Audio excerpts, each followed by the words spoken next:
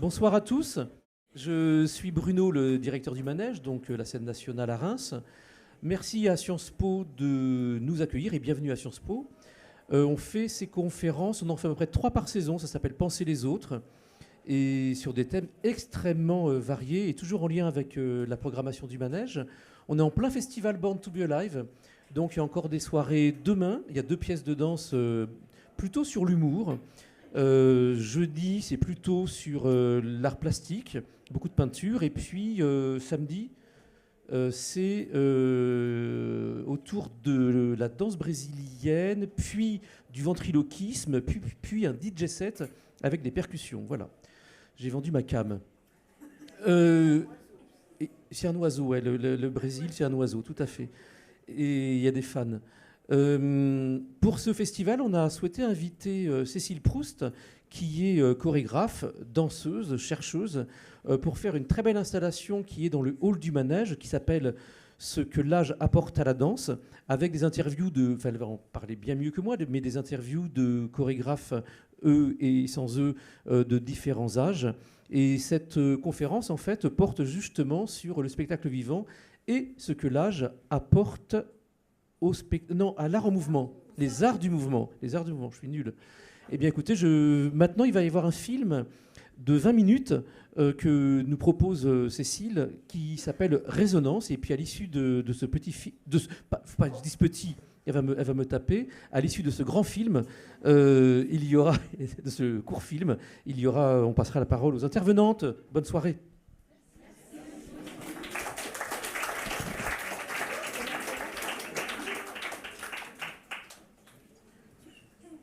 Durant ma résidence à la villa Kujoyama, j'étudiais le kyomai auprès de Yashio Inoue. Cette maîtresse de danse avait 90 ans. Elle donnait des représentations et il me semblait que son âge contribuait à l'essence d'une radicalité et d'une qualité exceptionnelle de sa danse. Aujourd'hui, je demande à des danseuses et des danseurs ce que l'âge apporte à la danse.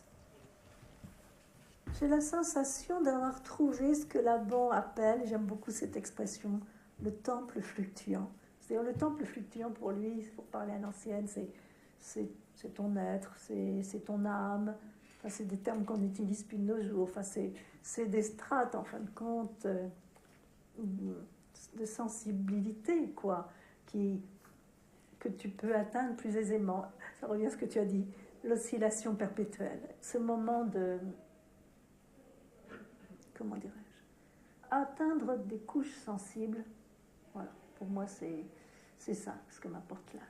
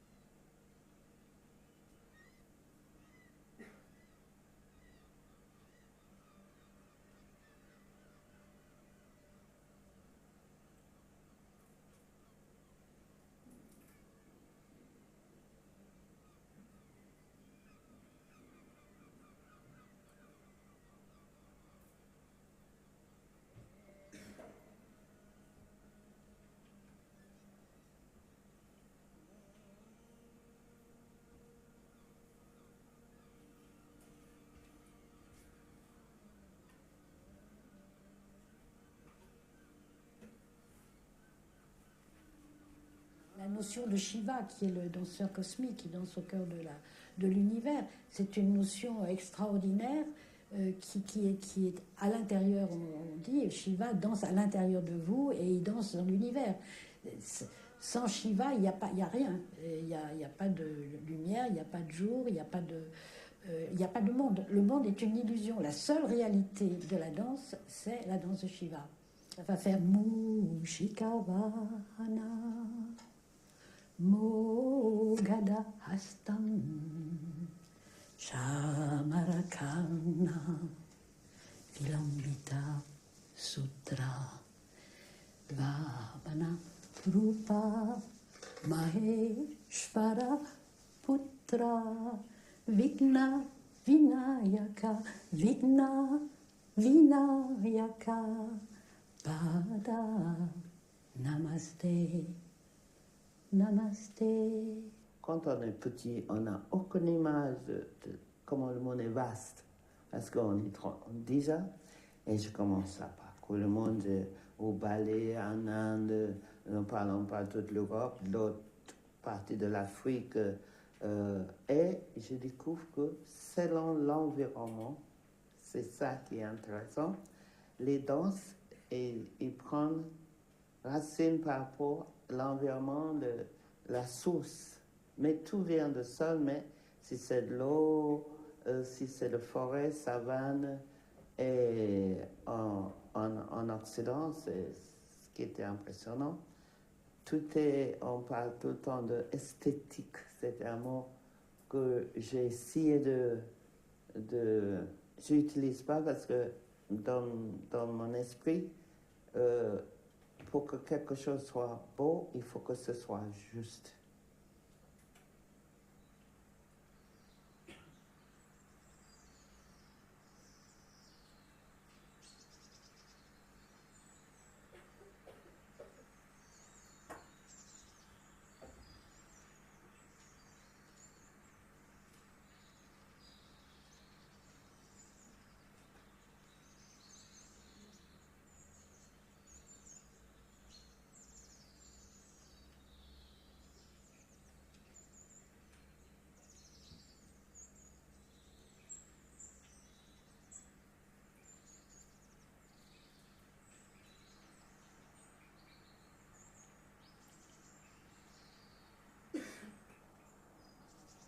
Tant que je respire, je danserai, j'espère.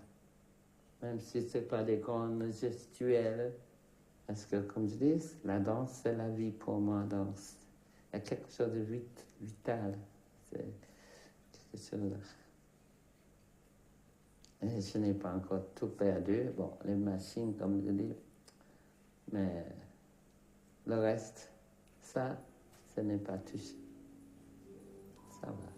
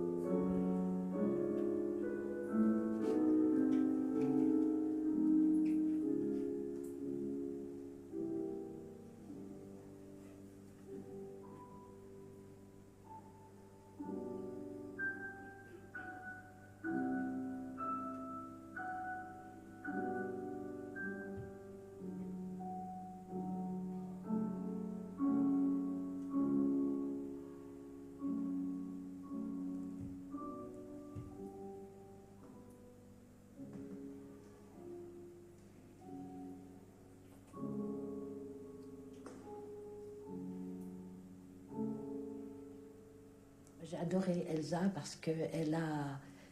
Elsa, elle vient d'une tradition et moi je viens d'une tradition. Et c'est là où on s'est rencontrés avec Suzanne, notamment ici. On avait fait notre petit colloque où chacune d'entre nous parlions un tout petit peu de qu'est-ce que c'était que ces différences. Elsa, c'est le rituel avec tout ce que ça comporte. D'abandon, de frapper les pieds, de réveiller les dieux. Je pense qu'elle réveille les dieux. C'est la présence, cette transformation immédiate. On travaille la forme jusqu'à on prend conscience et à travers l'énergie, on va maîtriser cette forme et ça va nous faire au-delà de la forme. On doit transcendre. Il y a des traditions en Asie, je dirais, où le temps n'est pas linéaire, le temps est cyclique. Et dans cette notion de temps cyclique, il y a toujours le vieux qui fait de neuf et de neuf qui fait de vieux, etc., etc.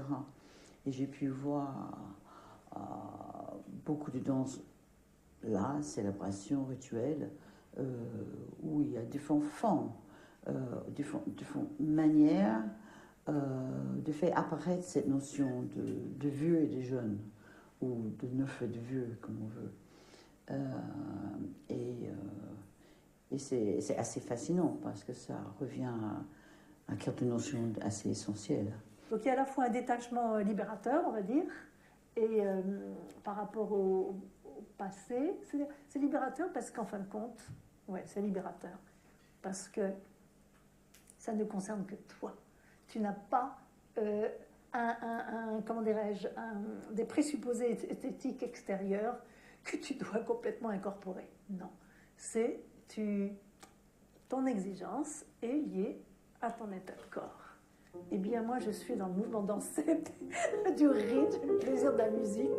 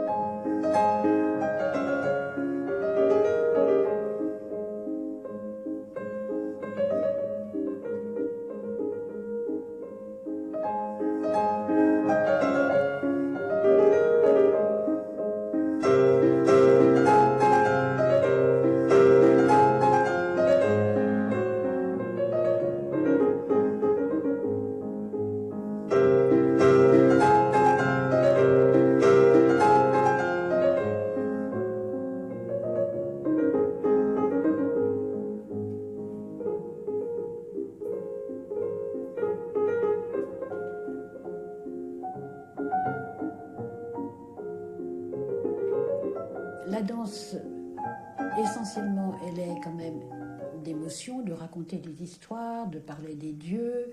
Et donc, les déplacements dans l'espace n'intervenaient pas. Les gestes étaient plus petits, mais par contre, les émotions, les expressions du visage qui expriment les histoires, ça était effectivement extraordinairement exalté dans le temple, d'autant plus que ça se passait pendant les cérémonies, il y avait aussi les gens qui regardaient, donc c'était quelque chose d'extraordinairement vivant, mais pas du tout c'est pas du tout du théâtre, c'est pas du tout, c'était le rituel.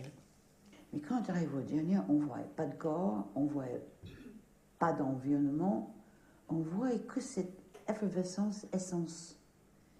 Et si tu sais où voit la danse, on voit que la danse. Parce qu'on voit que les molécules en l'air. Et c'est tout. Et c'était pour moi le plus bel exemple de qu'est-ce que l'âge peut apporter à la danse.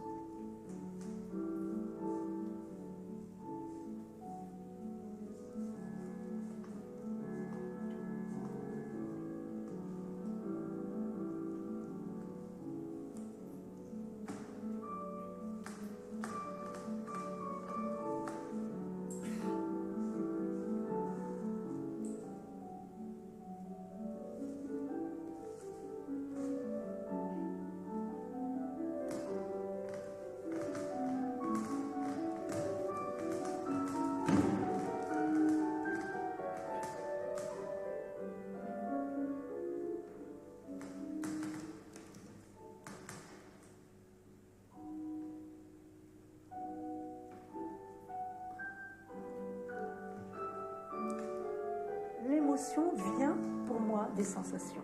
L'air, c'est les muscles, l'air entre les doigts, le temps qu'il me faut, aussi malgré tout le rapport à l'espace, bref, les appuis, être au plus près des sensations et à partir des sensations, d'un imaginaire aussi que je convoque, bien entendu, ça je ne peux pas nier, et bien à partir de ça, des sensations et de cet imaginaire, du sens que je donne à un geste, à une danse, bien entendu, eh bien, les émotions naissent. Je veux dire, l'émotion n'est pas abstraite, n'est pas quelque chose de l'extérieur qui est claqué, c'est très très concret, c'est dans le corps lui-même, dans le corps lui-même.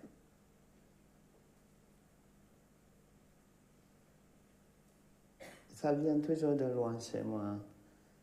Et ça vient.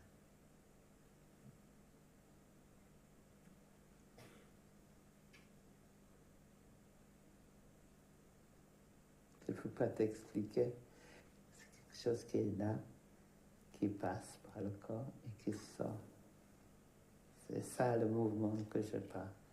C'est céleste, c'est...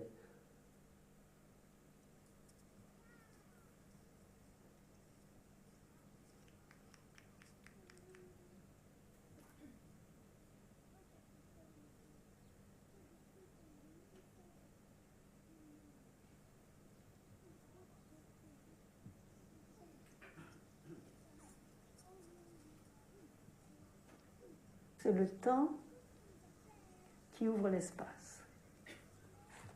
Et je danse d'un camp, voilà, c'est là-dessus, sur le temps qui s'écoule, voilà. Donner à voir le temps, la vie qui s'écoule, voilà.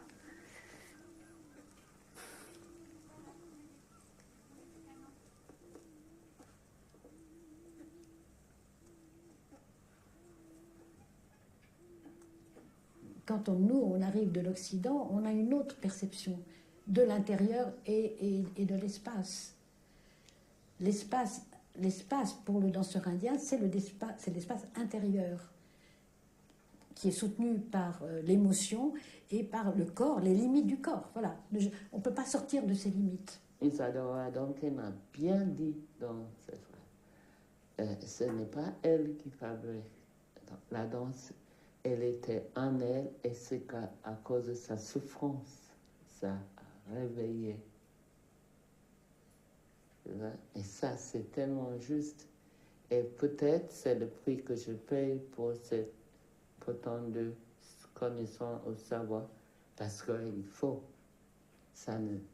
Et ça, c'est pas, oh, je pose et puis ça vient. Non. Il faut donner, accepter la perte. Je crois, pareil, toi, tu sais, il faut des heures de travail, la sueur, de fatigue, et on se lève, on reprend. Il y a un prix, mais on ne se plaint pas. Parce qu'au bout de ce chemin, il y a une petite délivrance, il y a une petite... on peut sourire.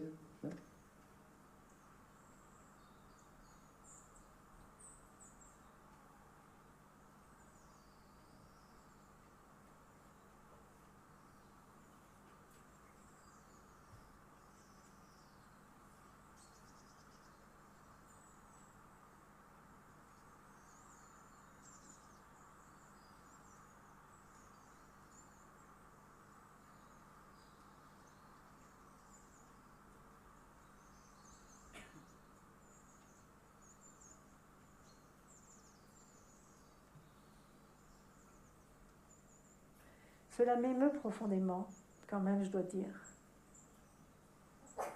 Quand je pense à la mort, c'est évident, je vais mourir.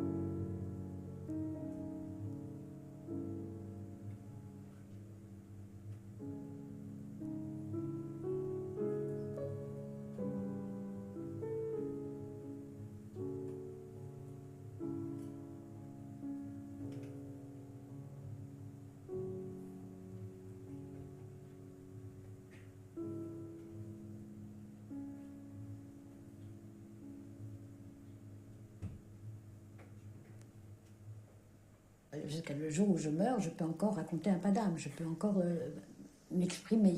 Comment exprimer la colère, comment expliquer la douleur, la séparation, l'émerveillement, le passé.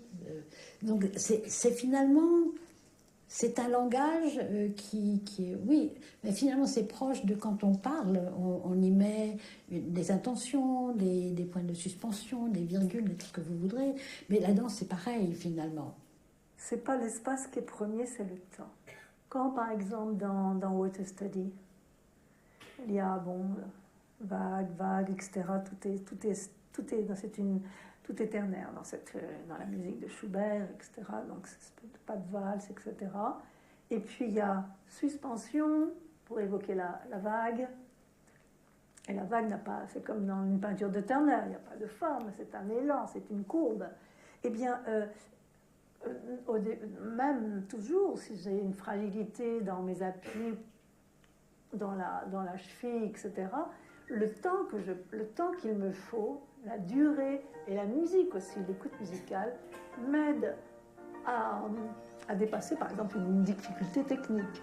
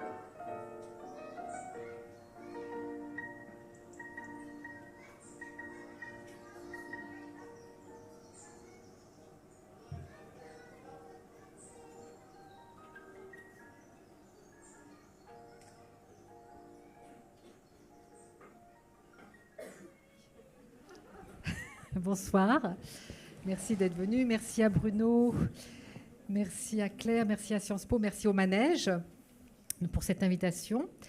Alors je vais un tout petit peu présenter donc, le projet Ce que l'âge apporte à la danse, qui est donc, comme a dit Bruno, on peut voir dans le hall du très beau Manège jusqu'au 18. Et puis après, je vous présenterai les invités. Je leur poserai quelques questions, puis nous répondrons aux vôtres. Vous m'entendez ? Super. Alors, Ce que l'âge apporte à la danse, installation, donc c'est une série d'entretiens filmés avec Jacob Fner. En fait, ce que vous avez vu, c'est une suite de tous ces entretiens avec donc quatre des interviewés, dont Elisabeth Schwartz. On a interviewé 13 artistes chorégraphiques qui dansent au-delà de 70 ans devant du public. Il y a Germaine Acconi, Maloué Rodo, Odile Azaguri, Dominique Boivin, Suzanne Burge, qu'on voit également dans le film, Dominique Dupuis, Françoise Dupuis-Michaud, Jean Guizrix, Malavika, qu'on voit également dans le film, enfin qu'on vient de voir, Jean Rochereau, la Tati Flamenco, Elisabeth Schwartz, Elsa Voliaston, qu'on voit aussi dans le film Résonance. Alors, de par leur parcours, ces artistes nous font accéder à des mondes chorégraphiques multiples et infiniment riches. Le ballet de tradition française, la danse d'Isadora Duncan, les ballets russes, le Tanztheater de Pina Bausch, la danse dite moderne en Allemagne et en France, la danse expérimentale aux États-Unis, la nouvelle danse des années 80 en France, le Bharatanatyam d'Inde du Sud, le flamenco, des danses d'expression contemporaine en lien dynamique avec des traditions en Afrique, les danses de Kagura, de Bugaku et le Buto au Japon. J'ai aussi fait des entretiens avec 4 personnes, artistes ou chercheuses, chercheurs, problématisant la notion d'agisme. Emmanuel Flamand-Rose, qui est neurologue, Roland Vesca, qui est philosophe, Isabelle Launay, chercheuse en danse, et Thierry Thieu-Nyang, qui est chorégraphe. Je me suis aussi entourée d'un comité scientifique avec Anne Décoré-Aïa, qui est anthropologue de la danse, Pauline Boivino, qui est historienne, Isabelle Ginot, qui est chercheuse en danse à Paris 8 et praticienne de Feldenkrais, qui est une méthode douce somatique, Barbara Formis, qui est philosophe, et Juliette Rennes, qui est ici aujourd'hui, qui est sociologue. Ce travail part du postulat que si seule la poétique du geste des corps jeunes, qu'on adore par ailleurs, est valorisée, la danse est amputée d'autres poétiques. Les choix poétiques sont aussi des choix politiques. Mon postulat, c'est aussi que l'âge peut participer à l'émergence de qualités exceptionnelles des gestes. Pourtant, les arts du mouvement, les corps vieillissants sont absents des plateaux. Ce sont des corps et des gestes qui sont invisibilisés, effacés, comme s'ils étaient irreprésentables, qu'on ne voulait ni les regarder, ni les voir. Dans les arts du mouvement, on veut un corps abstrait, peut-être, d'où ne transparaît pas l'histoire singulière et humaine de l'artiste. Et pourtant, comment les gens qui sont dans une salle de spectacle peuvent-ils se sentir reliés et faire partie de la même communauté s'il n'y a pas de diversité sur le plateau? Bon, évidemment, il y a beaucoup de changements quand même, et de plus en plus de diversité arrive sur nos plateaux. À plein de niveaux, bien entendu. Pourtant, de plus en plus des arts du mouvement résistent à cet effacement avec une vitalité et une poésie incandescentes. Et c'est vers elles et eux que je me suis tournée, sans oublier celles et ceux qui ont disparu des plateaux. Ce que l'âge apporte à la danse tente d'éclairer quels imaginaires artistiques, perceptifs, kinesthésiques, les artistes interrogés mettent en œuvre. Sur quel travail physique et somatique elles et ils s'appuient, quelle esthétique et quelle poétique ils défendent. L'approche singulière de ce que l'âge apporte à la danse s'ancre dans ce qui a fondé mon parcours artistique avec certaines danses et évidemment les rencontres déterminantes que j'y ai faites. Alors d'un côté, des pratiques de danse comme le flamenco, le katak d'Inde du Nord, la danse Ras el Sharqi au Moyen-Orient, où j'ai côtoyé et vu de nombreux danseurs et danseuses matures. Et encore plus précisément en travaillant le kyomai, les danses des geishas du Japon, avec ma maîtresse de danse à Kyoto, qui avait alors 90 ans. Et d'un autre côté, il y a aussi mon lien avec les danses expérimentales aux États-Unis, avec Anna Alprin, Simone Forti, Yvonne Rainer, Lucinda Child, Merce Cunningham, Lisa Nelson, artistes qui dansent et ou ont dansé bien au-delà de 70 ans et qui questionnent le rapport de l'âge avec la danse. Voilà, ça c'était ma petite présentation. Maintenant, je vais présenter les invités. Donc, Francisca Alvarez, que je n'ai pas interrogée, qu'elle est encore trop jeune, mais je suis ravie qu'elle soit là aujourd'hui, justement. Donc, elle ne rentre pas encore dans mon corpus. Tu es danseuse contemporaine chilienne. Tu arrives en France en 1988. En 1997, tu rencontres la compagnie Retour à Mont, où tu découvres la danse verticale, dont tu vas nous parler précisément. Et elle se spécialise dans ce domaine. Elle fait partie intégrante de cette compagnie et elle travaille comme danseuse-interprète, assistante chorégraphique et responsable des projets aériens. Elle développe aussi un travail pédagogique pour des professionnels et des amateurs et tourne dans le monde entier. Avec la complicité de Frédéric Boerling, elle crée la compagnie In Vivo, compagnie de danse contemporaine et verticale. Elle développe un travail in situ en relation à l'architecture et aux objets sculptures en suspension.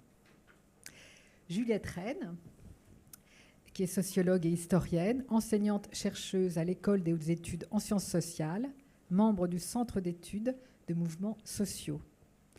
Ses recherches et enseignements portent notamment sur l'histoire des femmes et des métiers, sur les rapports d'âge dans le monde du travail et sur les mobilisations liées aux discriminations de genre et d'âge. Elle mène actuellement une enquête sur le développement des luttes contre l'agisme depuis les années 70 à travers des initiatives militantes, juridiques, professionnelles et artistiques en lien avec les mouvements féministes.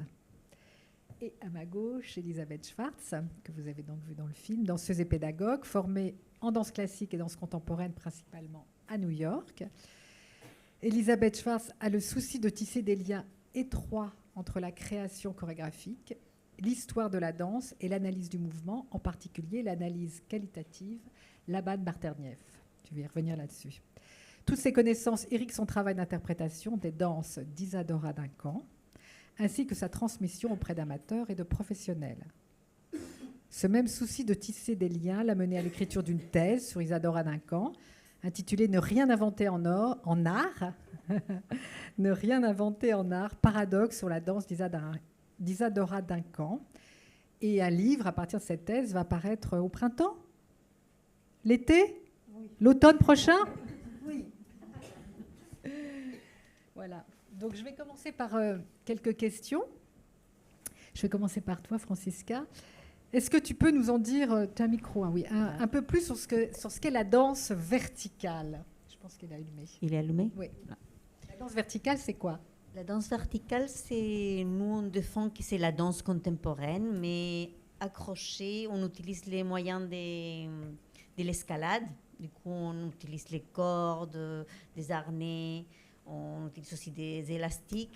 Et on fait la danse contemporaine, mais notre support a changé. Ce n'est pas les sols, ça peut être un mur, ça peut être un pont, ça peut être un arbre.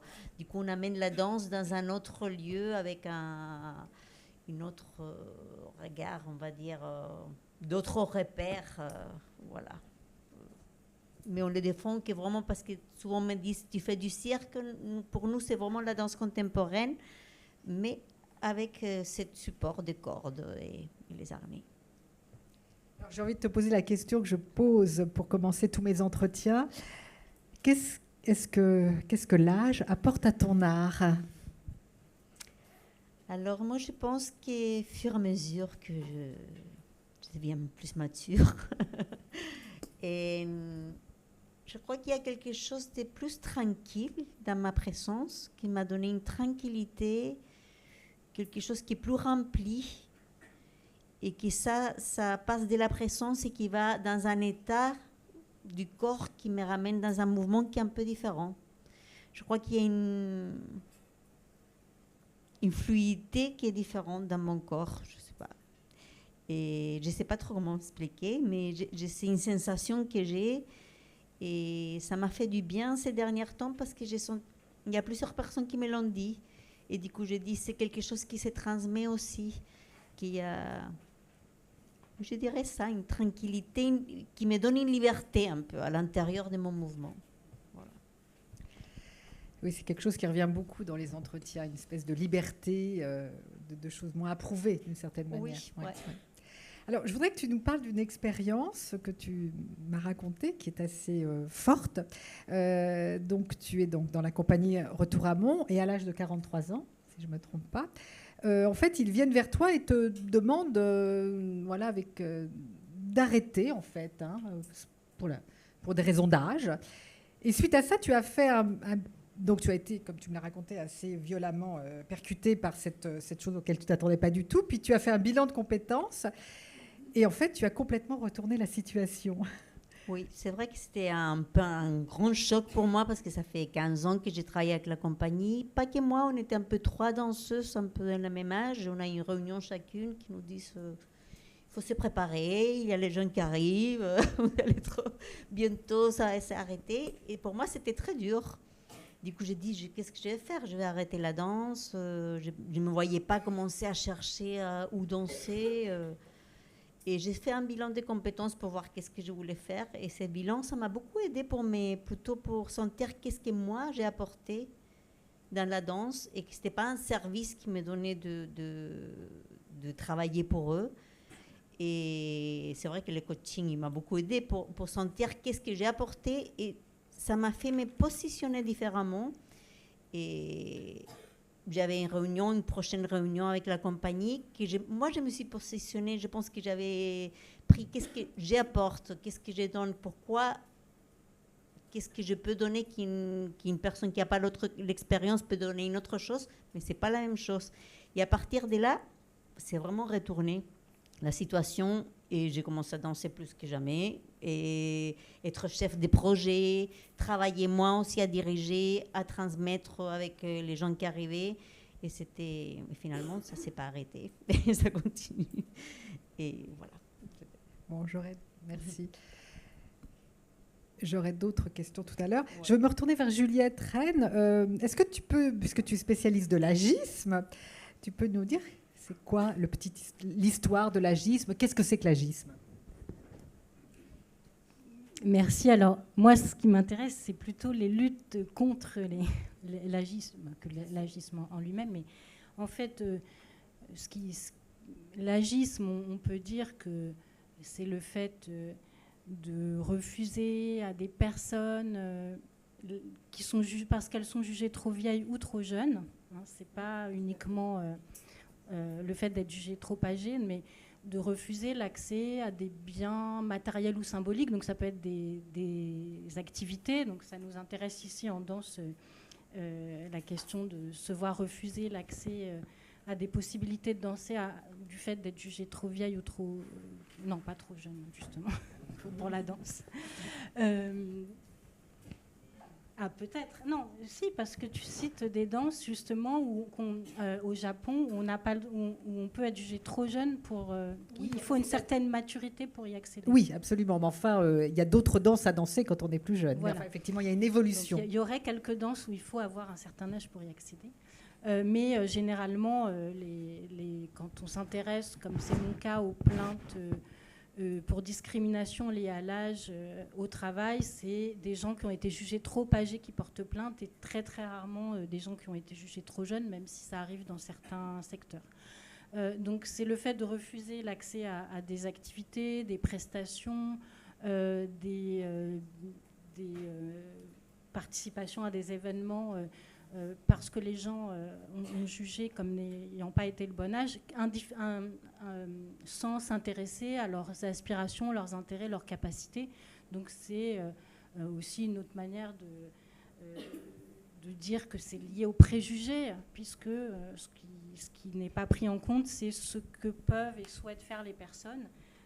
Et ce qui m'a intéressée, c'est d'essayer de comprendre à partir de quand ces questions-là ont été politisées, c'est-à-dire il y a toujours eu peut-être des sentiments individuels d'injustice liés à l'âge, pourquoi je ne peux plus faire ça, mais le fait qu'elles aient été collectivement constituées comme des injustices, ça remonte effectivement aux années 70, et ce qui m'intéresse, c'est de voir quels mouvements militants, mais aussi quelles initiatives juridiques, artistiques, parce que ça a été aussi une question qui a été problématisée par des artistes, essayer de repenser les frontières d'âge, de critiquer les barrières et les normes d'âge, ont été initiées. Alors en danse, il y a eu un certain nombre de choses, mais c'est aussi le cas dans les arts plastiques, dans le spectacle vivant, et puis on connaît...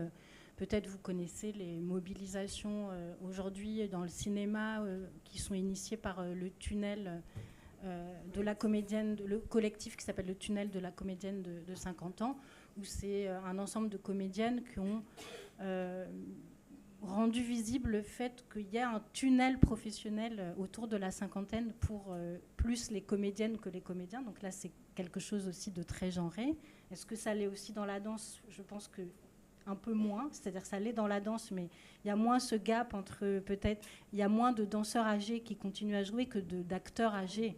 C'est-à-dire être un acteur âgé, il y a, du fait du réalisme des films, on peut trouver des rôles pour les hommes âgés, alors, et on sait que lorsqu'il s'agit de mettre en scène des couples au cinéma, il y a souvent un grand écart d'âge entre les femmes et les hommes, et donc on attribue aux personnages masculins des partenaires beaucoup plus jeunes, ce qui fait que les comédiennes trouvent moins d'emploi passé la cinquantaine, et elles ont donc objectivé ces inégalités, elles ont constitué des mobilisations. Donc j'essaie de cartographier ces questions-là depuis les années 70, et c'est autour de ça qu'on s'est rencontrés avec Cécile, puisque elle s'est dit, mais au fond, quand je lui ai parlé de ses recherches, tu m'as dit, mais moi, j'aimerais savoir qu'est-ce qui se passe en danse sur ces questions d'invisibilisation des corps vieillissants sur scène.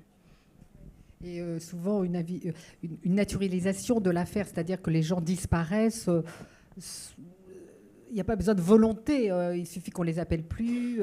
On sait que les danseuses qui ont 2 enfants n'ont presque enfin, pratiquement plus de propositions. Enfin voilà, donc c'est quelque chose qui est naturalisé dans le sens où on imagine donc bah oui que c'est naturel au bout d'un moment, on ne peut plus.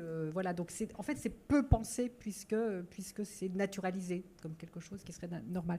Tu m'as aussi dit, Juliette, que l'âge était un mot polysémique. Est-ce que tu peux un peu revenir là-dessus il y a plusieurs notions d'âge, c'est-à-dire qu'il y a l'âge de la carte.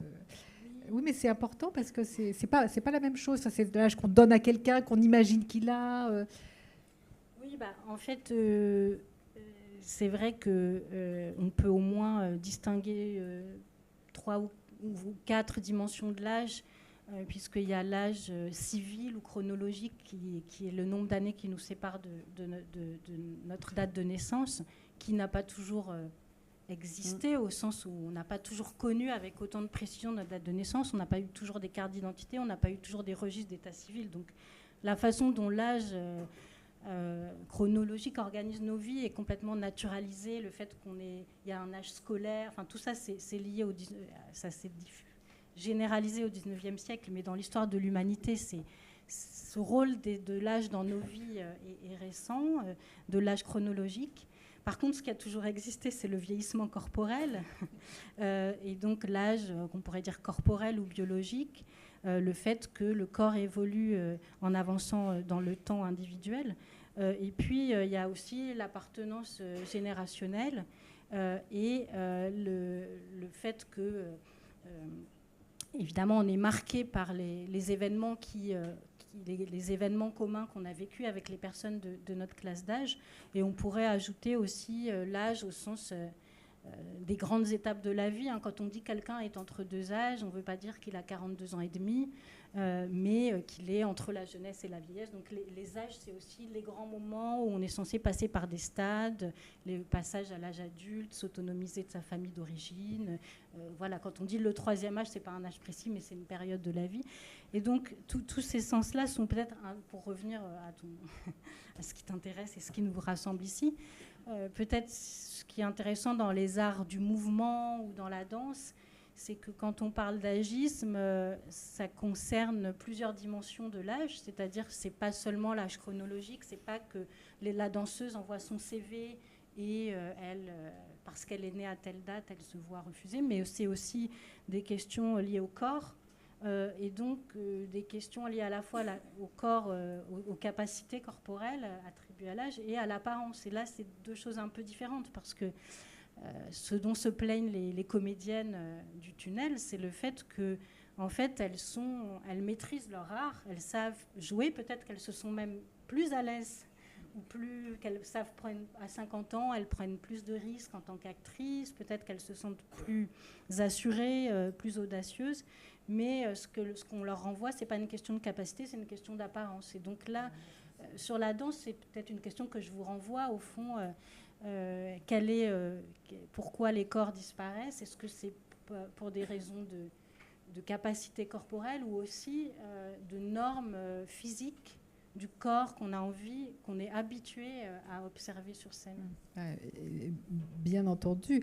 D'ailleurs, un de mes interviewés, Jean Rochereau, disait mais en fait, en danse, de toute façon, j'ai passé ma vie à voir des gens qui n'étaient pas pris parce qu'une telle avait trop de poitrine, parce que, toujours pour des mauvaises raisons, donc des gens qui dansaient merveilleusement bien, mais qui rentraient pas dans les codes. Donc il me disait, mais en fait l'âge, oui, mais en fait ce n'est que la continuité de tous ces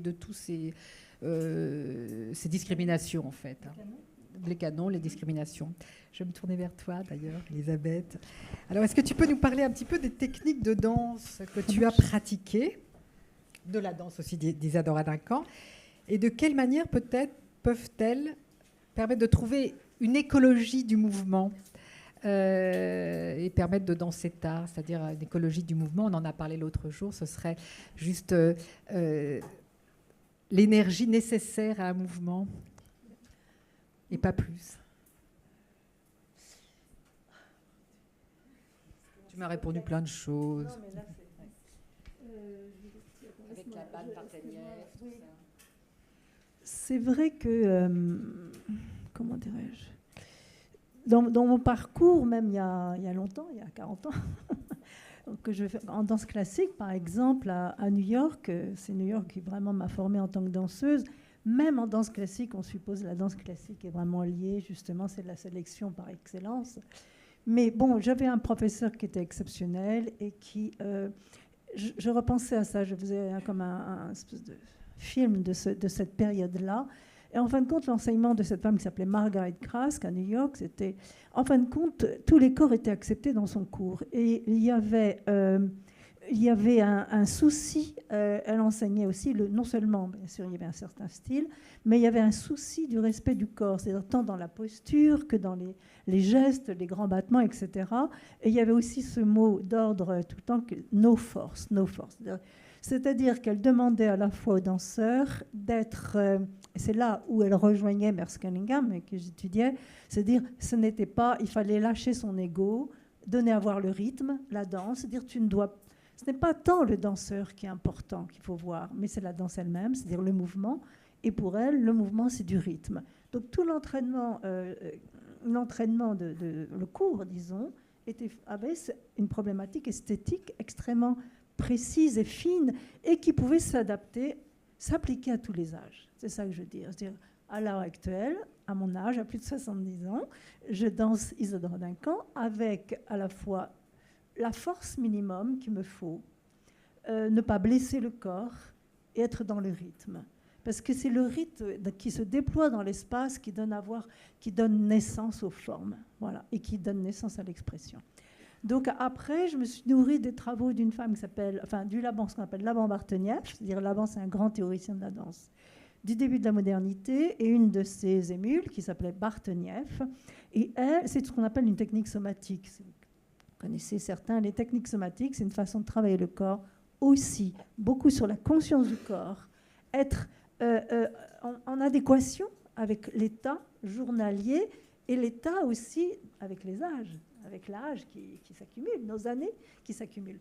Donc comment être en adéquation avec cela sans douleur mentale et physique, je veux dire sans sens de perte, avec douleur, quoi, perdre, je ne peux plus faire ça. Oui, tu ne peux plus, mais tu acceptes, qu'importe, tu peux faire autre chose. Donc, elle travaille des notions très importantes, par exemple, notion de coordination fondamentale. Donc, j'aime bien quand on parle du corps et de la danse parce qu'il faut rentrer dans les détails, il faut rentrer dans le corps. Sinon, il faut rentrer dans le travail quotidien. Les coordinations fondamentales, c'est aussi lâcher, la carapace. C'est comment être efficient, économe et efficient, qui fait qu'à 80 ans, tu peux toujours bouger et danser. Voilà. Il y avait une dernière chose, est-ce que je peux ? Moi, je ne veux pas accaparer la parole. En revoyant Elsa danser, je me dis, c'est ça, danser avec notre âge. Oui, on perd notre moins de saut, peut-être moins de force, etc. Mais en même temps, ça donne pour moi ce que j'appelle une espèce de tendresse du corps, de la chair. Et il y a donc la sensibilité émerge puisqu'il y a moins, à mon avis, moins de carapace. La sensibilité émerge, mais elle émerge dans une espèce de vibration quelque part indicible. Mais je veux dire, quand je la regarde danser, mais je pense à Rothko, par exemple, je pense à des peintres, je pense à Soulages, je pense à tous ces peintres abstraits. Oui, c'est ça, c'est ce geste. Il est tout à fait abstrait, mais il est tellement nourri de textures, de couleurs, de noir, de soleil, etc., de lumière. C'est ça, danser avec notre âge, c'est être dans cette abstraction, quelque part, extrêmement sensible en même temps, et que le corps peut donner à voir malgré l'âge. C'est ça pour moi. Moi, j'ai pas parlé. Pas du tout. D'ailleurs, on pourrait évidemment, un peu comme quand on applique les questions féministes à tout le monde, c'est-à-dire à partir du moment où on est dans une perception et dénonciation de discrimination, parce qu'avant l'âge, il y a des tas de raisons d'avoir mal, d'avoir été accidenté. Enfin, pour un danseur et une danseuse, il y a bien avant l'âge, on est toujours confronté à toutes ces choses. Et d'ailleurs, Dominique Dupuis disait, mais en fait, l'accident, pour un danseur, c'est une façon déjà, et on sait combien de danseurs et danseuses qui ont été accidentés ont trouvé des nouvelles techniques, notamment les techniques somatiques. Donc, c'est pas seulement l'âge qui parce qu'autrement, combien de temps, enfin c'est ce que me disait le neurologue que j'avais interviewé, je lui demandais, bon, c'est quoi la définition de l'âge? Donc il a joué le jeu, il me dit, bon, ben, on pourrait dire c'est la baisse des capacités, bon, ça commence à 25 ans. Non, Bon. de la vieillesse. J'ai dit quoi? Tu as dit de l'âge. Ah oui, enfin oui, bien sûr, tu as raison. Oui, enfin bon, absolument. Bon, mais ça peut être... Enfin voilà, bon, donc il a décliné plusieurs choses, mais il dit, bon, finalement, on peut toujours... c'est des choses très, très, très difficiles à déterminer. Et puis il a fini en disant, finalement, pour moi, l'âge, c'est... Il est enseignant également en médecine, et il dit, bon, moi, mes élèves ont toujours le même âge, et c'est merveilleux, et peut-être que le jour où je ne comprendrai plus les rêves, les espoirs, les désirs de mes élèves, je serai devenu vieux. Et j'adore sa définition de la vieillesse, et je trouve qu'elle est tout à fait juste. Donc, aussi Dominique Dupuis qui disait « le saut m'a quitté ». Il ne disait pas « je ne peux plus sauter », mais « le saut m'a quitté ». Donc c'est une façon très, évidemment très drôle, parce qu'il ne manque pas d'humour, mais aussi très poétique. Donc il n'y a pas que l'âge on est confronté depuis le début, effectivement, autrement, aux blessures, aux difficultés qu'on peut avoir, et l'art, et justement la qualité d'un danseur, d'une danseuse, c'est comment il va trouver à l'intérieur des incapacités, des difficultés, qui va trouver sa propre technique, sa propre qualité. Et peut-être que voilà, cette liberté dont vous parlez, c'est quand on ne veut pas rentrer dans une forme, tu le dis très bien Elisabeth, préétablie, hein. Voilà, il faut faire cette forme, il faut faire ce geste comme il faut le faire, comme on nous demande de le faire, comme le classique, par exemple. Enfin, le classique actuel, parce que je pense que je sais que le classique d'avant était beaucoup moins technique que maintenant, parce que l'histoire des technicités, elle change, hein. Donc maintenant, on pense que les danseuses classiques étaient toujours comme elles sont maintenant. Non, hein, une danseuse classique d'il y a un siècle ressemblait plus à une danseuse contemporaine. Enfin bon, il n'y avait pas ces lignes extrêmement tendues. Donc même les qualités, les corps changent. Donc ça ne cesse, les références ne cessent de bouger. Et les références de virtuosité changent. Absolument. Et la virtuosité, là, on est au top du top du top, comme en sport, hein. C'est pour ça qu'il ne reste plus que la drogue et les prothèses. Non, mais c'est pas tout à fait faux. Je dis ça aussi avec un peu d'humour. Enfin, pour les sportifs, c'est vrai. Pour courir plus vite, il n'y a que la drogue qui reste, hein. Mais donc la virtuosité, c'est voilà. Et bon, sans doute qu'avec l'âge, c'est ça aussi dont on voulait parler. C'est d'autres virtuosités qui apparaissent. Et c'est celles-ci qui m'intéressent, mais qui peuvent être à l'œuvre bien avant l'âge, hein. Évidemment, c'est des choses Françoise Dupuis aussi le dit merveilleusement bien. Elle dit, mais de toute façon, moi, les excentricités en danse ne m'ont jamais intéressée, hein. Donc et moi non plus. Enfin, voilà, en tout cas, il y a des qualités. Peut-être quand on n'a plus tellement de facilité à envoyer ces mouvements comme de la poudre aux yeux, on est obligé d'aller chercher dans la perception autre chose. C'est moi qui parle trop, là. Donc, je vais enchaîner et vous demander justement à toutes celles qui le veulent à réagir à une phrase de Dominique Dupuis, qui a maintenant 95 ans, dont vous pouvez voir l'entretien au manège, et qui s'est beaucoup posé de questions sur la danse et sur l'âge en danse. Et il dit, il faut absolument sortir de la triade apprentissage, carrière, retraite. Sortir de l'idée que l'on se forme, qu'on acquiert un savoir-faire qui devient comme un capital, qu'on exploite, qu'on dilapide pour se retrouver le corps vide, acculé à ce qu'on nomme reconversion. Qui veut réagir à ça? Non, mais je trouve qu'il dit, c'est ça, cette notion capitaliste du corps. C'est pour ça, quand on parle d'écologie du mouvement, c'est vraiment ça dont il est question. Est-ce qu'on dilapide ce qu'on a? On met 10 ans, disons 15 ans à se former, et puis après on dilapide en 10 ans, accident, et puis après, il faut se reconvertir. Non, et voilà, donc, qui veut raisonner avec ce que dit Dominique? Tu veux, Francisca? Bon, Elisabeth. Oui, non, j'aime beaucoup ce qu'il dit. C'est juste, d'abord, pour tout un chacun, à quel moment pensez-vous, les étudiants, vous avez un capital pour aller dans la vie? Peut-être que c'est 30 ans, vous allez faire une thèse, je dirais, ainsi de suite. Moi, ma thèse, je l'ai fait à 64 ans, ça ne servait à rien. Mais enfin, pour ma carrière, 10 ans, mais ça m'a servi. pour mieux danser encore. Mais voilà, donc la notion, oui, c'est pas d'efficacité, enfin, je veux dire, de la rentabilité c'est très limitatif. C'est vrai, à quel moment, enfin, on ne cesse, enfin, pour ce qui est pour moi, ma vie est recherche. Donc, et ça me passionne. L'histoire de la danse me passionne, l'histoire des corps, comprendre mieux son propre fonctionnement, si on veut parler de l'anatomie fonctionnelle, comprendre mieux le corps de l'autre aussi, creuser l'art, la question esthétique aussi, toujours. Et puis des fois, on a des idées, et 20 ans plus tard, on évolue. Donc, faut tout le temps penser l'évolution plutôt que des périodes comme ça, extrêmement, comment dirais-je, de rentabilité pure. Ça, c'est évident qu'il n'y a pas de... Tout n'est que...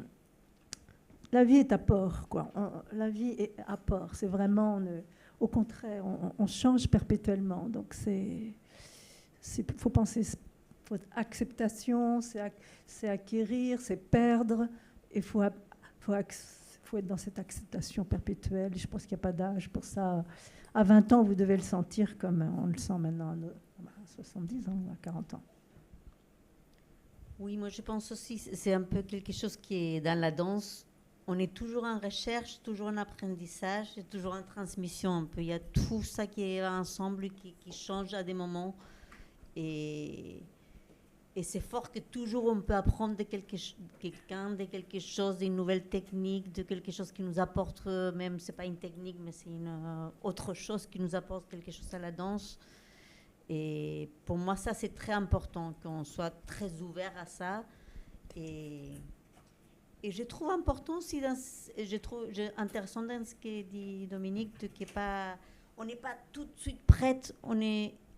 J'aimais bien aussi l'Isadora Duncan, ça qu'il disait, j'arrive dans un café et je danse. Il ne faut pas se préparer physiquement parce qu'on a toujours un truc, il faut être très prêt.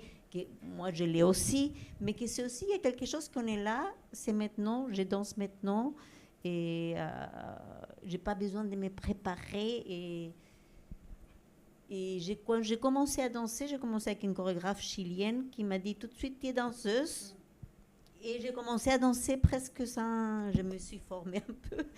Et ça m'a beaucoup apporté, ça, en fait, de me donner aussi une liberté de danser n'importe où, même si je n'étais pas encore du tout mûre dans mon mouvement.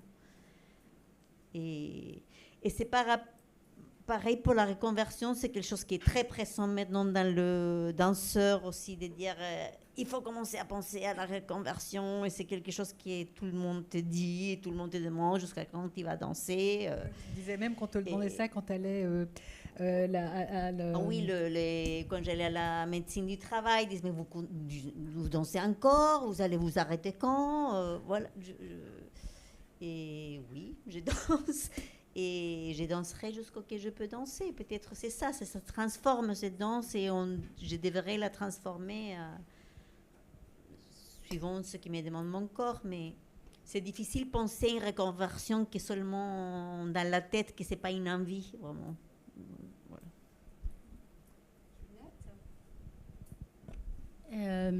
Oui, donc sur le apprentissage carrière-retraite, je pense qu'en effet, je suis d'accord que c'est très important de critiquer cette organisation ternaire, y compris pour le milieu de la vie, dans le vaste groupe auquel j'appartiens, l'arrogance qu'il peut y avoir à penser que l'apprentissage est fini. Mais c'est vrai aussi dans mon milieu qui est celui de la recherche, où en fait... voilà, parfois on a des collègues qui, ça y est, ils pensent qu'ils sont là que pour transmettre ce qu'ils savent déjà, alors que l'apprentissage se fait dans les deux sens, c'est-à-dire qu'on apprend effectivement beaucoup des étudiants parce qu'ils n'ont pas grandi dans le même monde, qu'ils n'ont pas fait les mêmes lectures et qu'ils n'ont pas les mêmes expériences. Et donc, casser cette organisation ternaire, c'est aussi avoir la modestie d'être toujours en apprentissage. Et d'ailleurs, dans les mouvements anti-agistes, voilà, depuis les années 70, l'idée qu'il faut pouvoir apprendre tout au long de la vie, c'est des idées maintenant qui peuvent être un peu de sens commun, mais qui ont été qui continuent à devoir être des objets de lutte. Et devenir étudiant quand on est beaucoup plus âgé que les autres, c'est pas évident. Il y a des discriminations pour accéder à des logements, à des bourses du Crous. Quand on est un très vieil étudiant, il y a des affaires comme ça aux défenseurs des droits. Mais je redis quand même que la retraite est une conquête. Bien sûr, mais bien sûr. Et donc, effectivement, pouvoir continuer une activité qui est une source de plaisir et d'épanouissement doit être un droit. Et les Grey Panthers, qui sont un des premiers mouvements anti-agistes des années 70 aux États-Unis, luttaient à la fois pour un État social fort qui protège et permettent aux travailleurs et travailleuses qui le souhaitent d'arrêter et d'avoir leurs annuités, et en même temps à celles et ceux qui souhaitent continuer de pouvoir continuer. Donc il y a au nom de cette idée d'idéologie du libre choix. Et je pense que effectivement, quand on est dans des métiers qu'on a envie de continuer, il ne faut pas projeter sur l'ensemble des activités salariées l'idée qu'on puisse et on doit continuer à travailler tout au long. Tu fais bien de le dire, bien sûr, évidemment. C'est bien de le rappeler, parce que pour nous, c'est une évidence, mais c'est vrai qu'il faut toujours le rappeler. J'avais aussi encore envie de vous faire réagir à une phrase maintenant de Jean Rochereau, dont j'ai déjà parlé tout à l'heure, avec l'idée que la modernité, c'est les ruptures esthétiques, et les ruptures esthétiques, c'est les nouvelles générations. En gros, qu'il faudrait être jeune pour innover. Hein, ça aussi, c'est une question à continuer à poser. Et Jean Rochereau dit que durant justement ses débuts en danse, il n'est pas le seul à le dire, après avoir il rencontrait des jeunes artistes qui avaient des pensées rétrogrades et des chorégraphes beaucoup plus âgés, comme justement Françoise et Dominique Dupuis ou Jean Babilé, qui étaient incroyablement innovants dans leurs propositions artistiques, et d'une certaine manière, cela avait complètement inversé pour lui la question de l'âge. Voilà, donc c'est qui voudrait réagir à cette idée que, on en avait parlé déjà, Juliette, cette idée qu'il faudrait être jeune pour innover. Tu veux réagir ? Oui, c'est cette idée d'associer jeunesse et innovation, ça traverse en fait l'ensemble des mondes artistiques, et ça, l'idée d'aller repérer les émergences ou les talents émergents et qui rend difficile pour des gens d'âge moyen aussi d'entrer. Enfin, c'est la question aussi des âges d'entrée dans les carrières artistiques, c'est-à-dire que si on entre, si on est jeune en termes d'âge de travail, mais âgé en termes d'âge chronologique, c'est difficile de se faire une place parce qu'il y a une association de la nouveauté et de l'innovation à la jeunesse au sens chronologique, aux gens qui sont effectivement jeunes. Et c'est un problème qui a été pointé aussi dans le financement par les pouvoirs publics, dans les bourses à la jeune création. Et je ne sais pas, après peut-être c'est à vous de témoigner de la façon dont ça façonne vos expériences d'artiste, de comment se maintenir quand on n'est plus un jeune talent émergent. Et ce qui est intéressant, c'est de voir... Je suis une vieille émergente.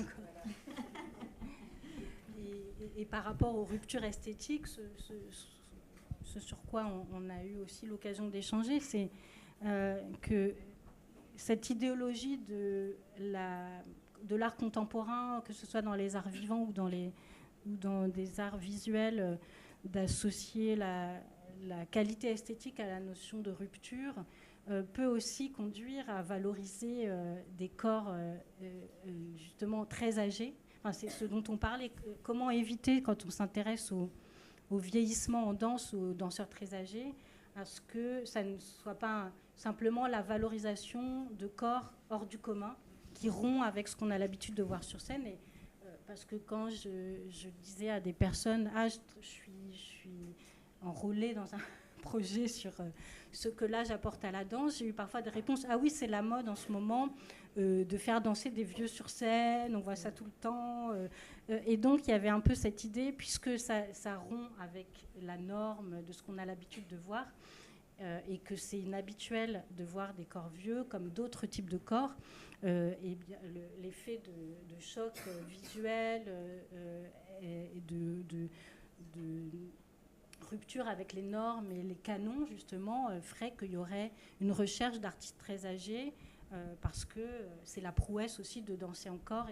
Et donc, je pense qu'aussi l'enjeu pour ton projet et pour les personnes qui réfléchissent au vieillissement aidant, c'est de ne pas réduire les danseurs âgés à leur âge, mais à justement qu'est-ce que esthétiquement ça apporte d'avoir cette expérience-là sur scène et de ne pas penser en termes de prouesse de l'âge.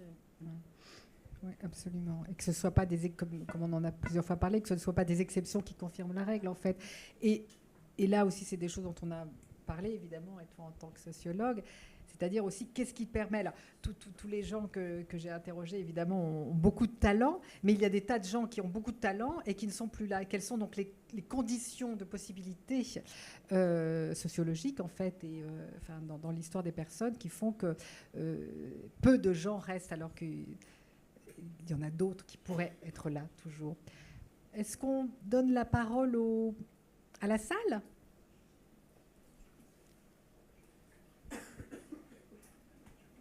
Vous avez des questions à nous poser ?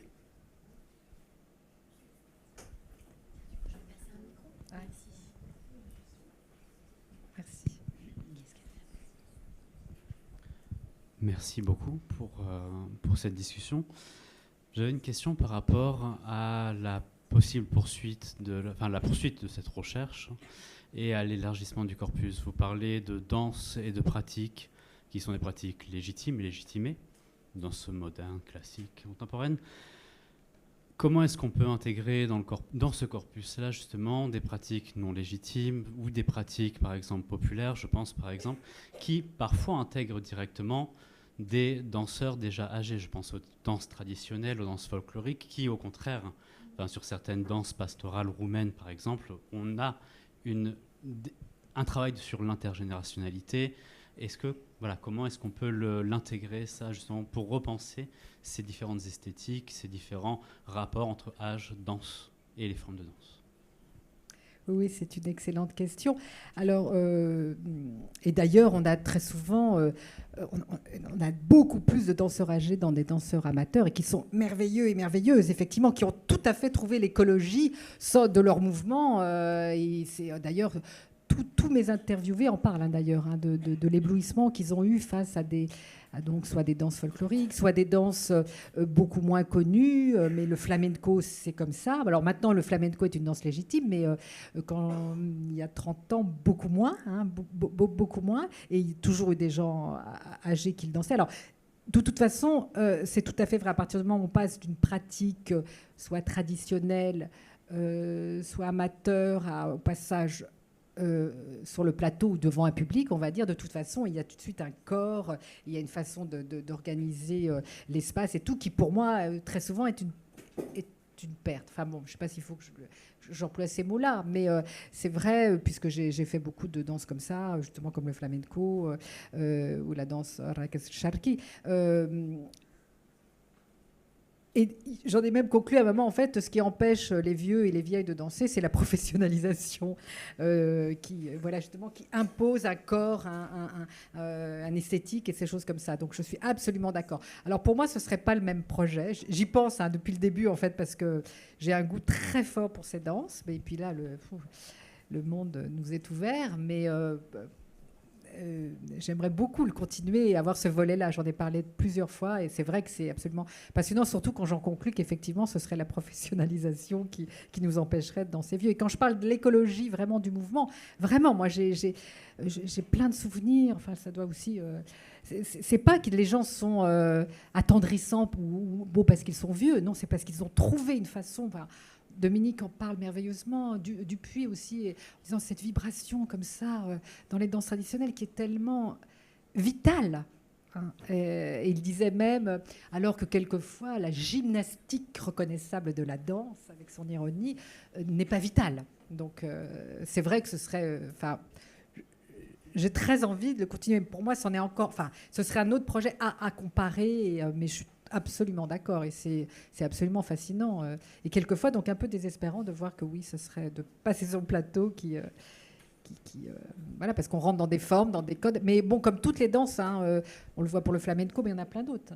Il y a le passif de l'opéra, de toute manière. Hein, à 35 ans, c'est l'homme, à 40 ans, la femme. Je sais plus. Non, 42 ans et demi maintenant. Les deux maintenant. Les deux maintenant, oui. Mais c'est vrai. Retraite. Et ça, c'est ce que nous a dit Suzanne Burge, qu'on voit aussi dans le film qu'on a vu, qui est américaine, et qui nous a dit, mais vous, en plus, en France, et je pense qu'elle a vraiment raison, vous avez l'opéra qui, en fait, impose volontairement, enfin, c'est-à-dire, on est tous aussi, on a tous ça en nous, les danseurs et les danseuses, peut-être même plus, tu en parlais, peut-être qu'ailleurs, il y a vraiment, voilà, cet exemple qui transpire, en fait, hein, c'est sûr. Et Jean Guizrix, qui vient de l'opéra, disait de toute façon, 10 ans avant, on commence à douter, puisqu'effectivement, il y a ce coup près, tout à fait.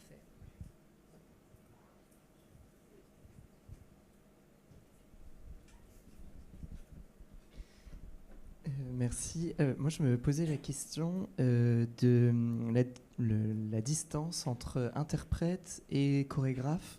Parce qu'on a tendance à beaucoup dire aux jeunes danseurs et aux jeunes danseuses qu'il faut une certaine maturité, il faut avoir beaucoup tourné avec plusieurs chorégraphes avant de pouvoir créer soi-même. Et je trouve que depuis quelques années, ça change. Hein. Je vois par exemple Noé Soulier ou la Horde qui accèdent à des directions de CCN en étant déjà très jeunes et donc en ayant créé aussi des pièces. Est-ce que ça a changé dernièrement? Est-ce que jeunesse égale innovation, c'est récent dans la danse? Est-ce que le concept de jeune prodige, il est tardif?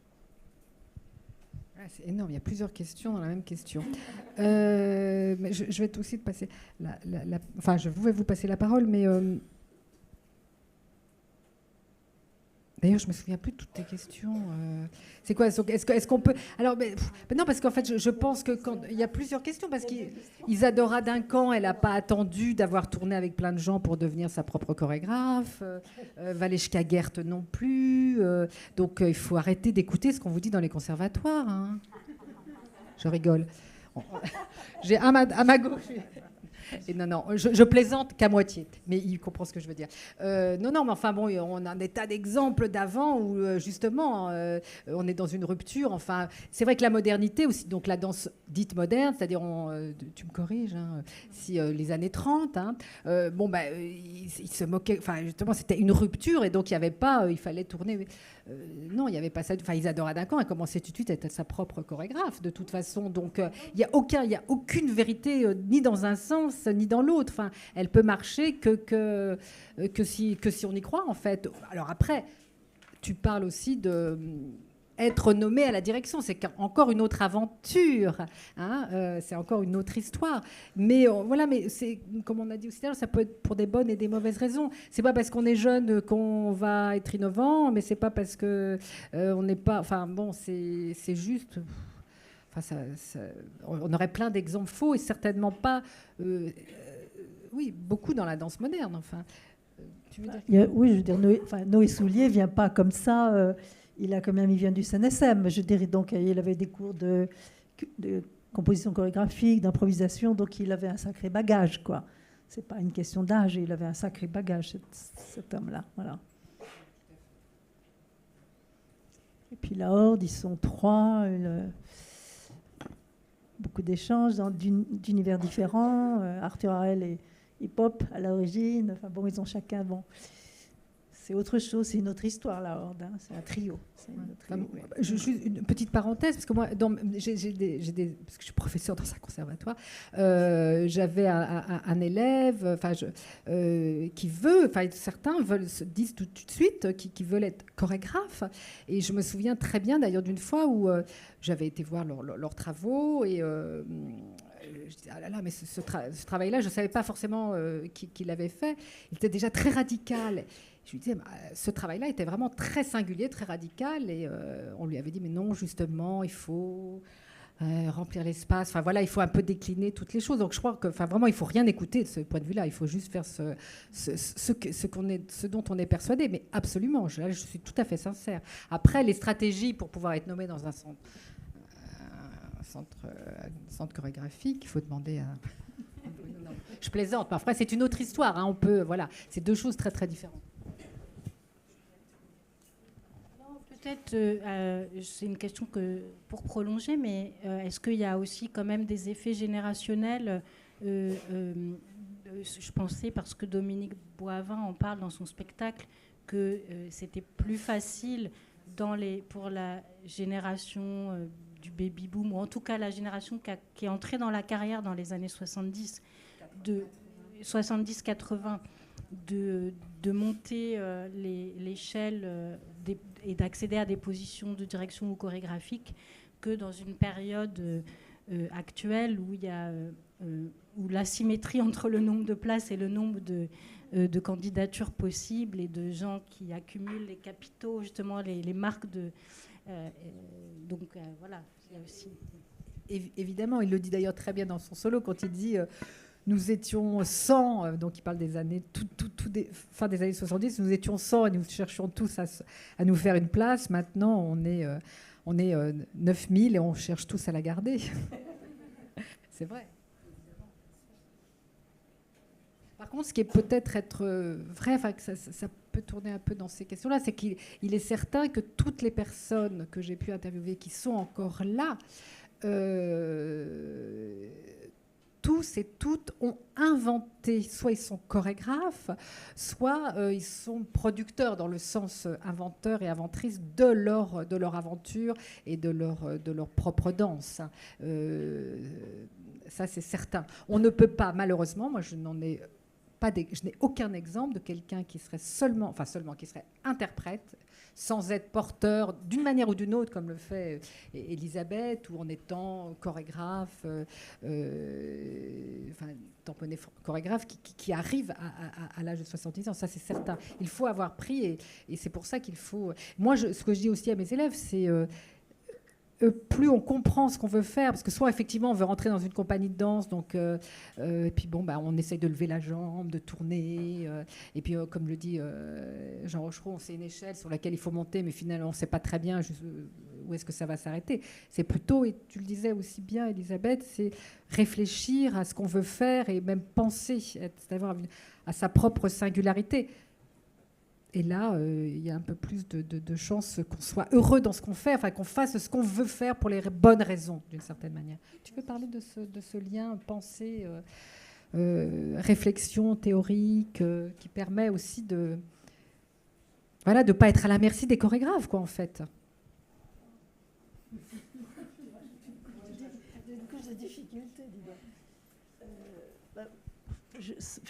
Je ne voudrais pas parler de moi, parce que je veux dire... Ça serait bien que tu parles de toi.